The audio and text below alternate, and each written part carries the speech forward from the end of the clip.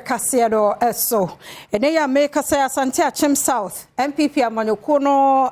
Parliamentary Primary ne de emu aye den pa. Ni ogina mu se wo mra hwebedwani sesi eye kwaku Asante Boaten. Wo hwe ni mo kwan sa de hye be sa de tumi na ma ne biemu ena bai so sekofo adodo na anim no obo nso ani abre den so ono so ebeji abenwa no de ekoso Adom TV Kasee etwaso.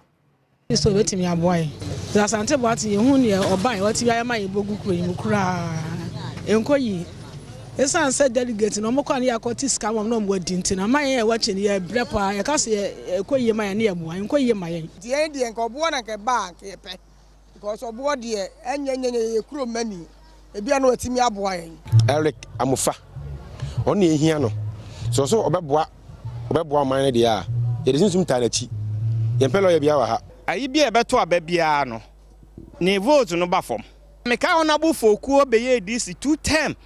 honorable fokuo kura vote onya de na highest score 16,000 plus ba maami ba na no ba benya 22,000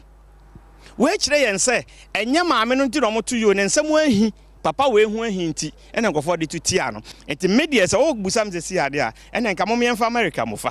ni enyi sa mienu na aka de nyene nsin chen papa la kokwa Asante Boaten jumadi a wadi o Asante Akyem Soth no ono na dodo na se omodene ko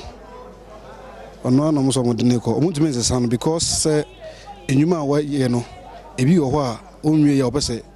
owie edemaye mimi hu ne se obo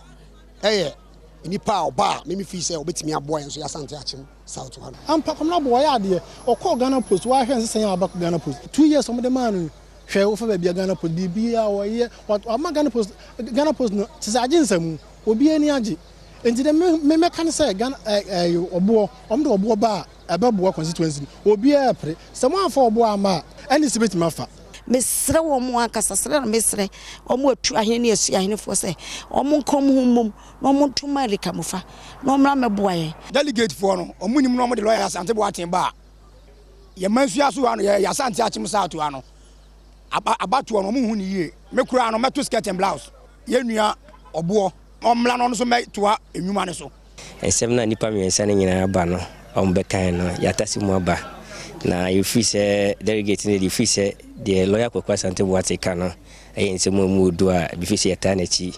na yakoye ni ma feel say dachi bia na ebeboa ye